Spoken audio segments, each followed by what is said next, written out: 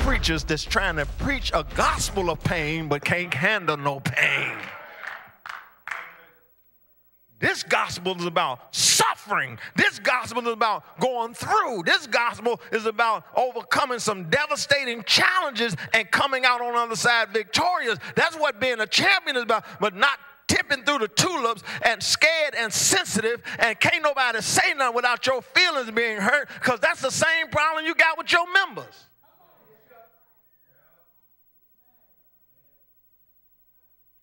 They pay that consultant $10,000 a month because they want to get better. They don't want to hear you playing the tune to the music that's going on. They want you to come in there and say, you need to jack this, you need to straighten this, make every crooked path straight, make every valley, bring every valley up, bring every mountain down, because we're going on the next level. We want to increase our capacity to do business in this market. You know what church folk call that? Pastor Walker, they call that abusive. You're abusing us. That's church abuse. You don't know what abuse is. That's abuse. You talk to people like that. Okay, that's why you like you are, because everybody been talking to you the way you like to be talked to, and you so important, can't nobody say nothing to you with your little broke, toe-up self. Can't nobody say nothing to you, but now that's why you in the shape you in, because can't nobody say nothing. Your mama couldn't say nothing, your daddy couldn't say nothing, the police couldn't say nothing. That's why you spent 20. I bet you listen to Bobo. Big Bobo, yeah. I bet you listen to him. Because one day you're going to listen to somebody whether you want to or not.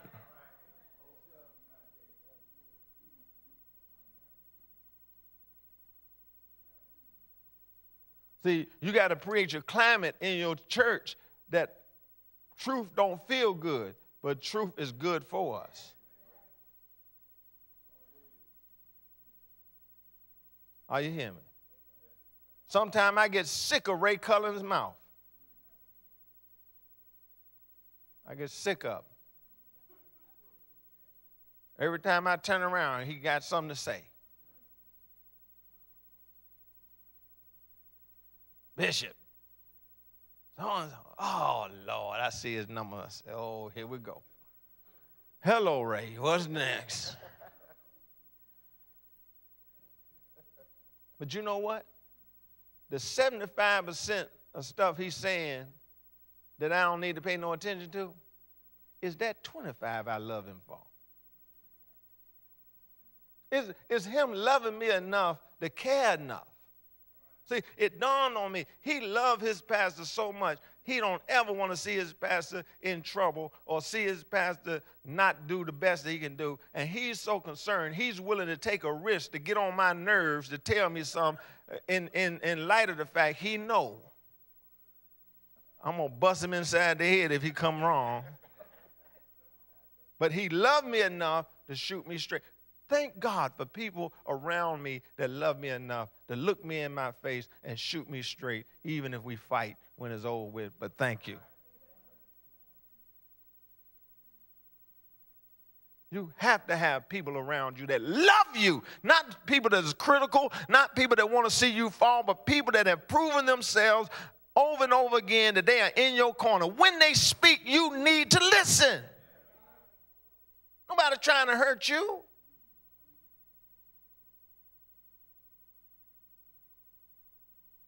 Got situations right now. All I ever try to do is tell these people the truth to help them, and they took it wrong and got offended and all that kind of stuff.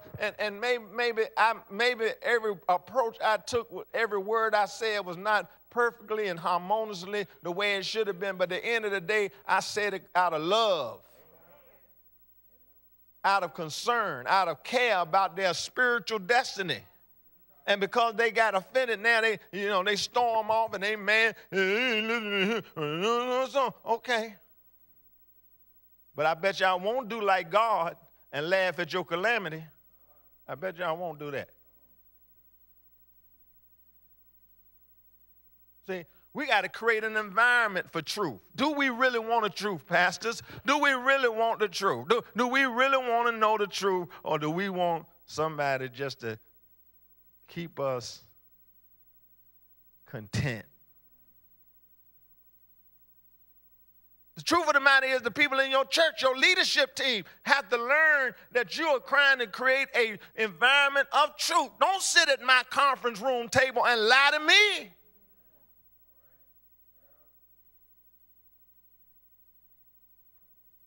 And I'm gonna tell you when you know you got a sick group of leaders. I'm gonna tell you when you know I'm gonna tell you a telltale sign when your leaders are not in a place to take you to the next level.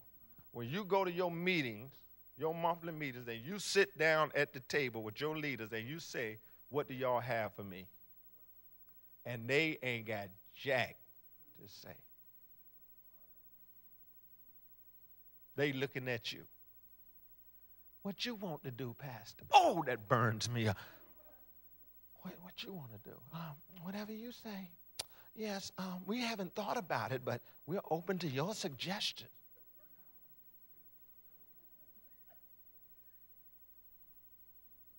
I would rather, listen, in the right setting and context, I would rather for my leader to stand up and cuss me mad, upset, but yeah, cuss.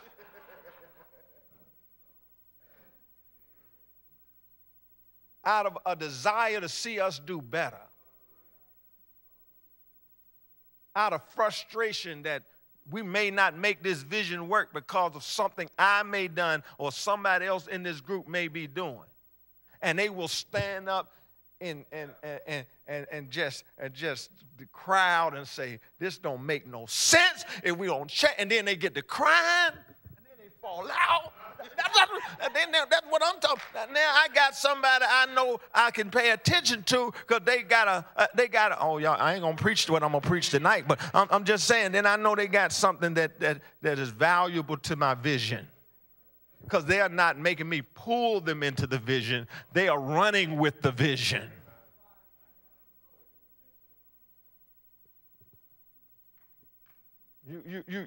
We hurt ourselves because we are not developing a culture of truth. And our leaders ought to be able to tell each other the truth in love.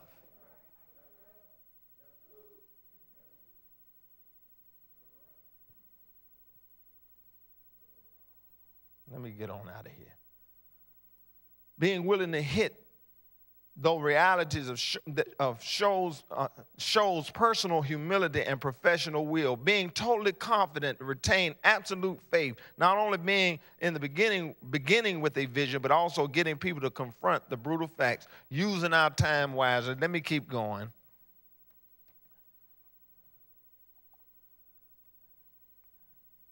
When it comes to vision casting, real quick, go to the mission statement for me, please. The mission statement, because I just want to go back through this real quick because, again, what we got to understand is this. We think it's not critical, but let me just make a suggestion to you.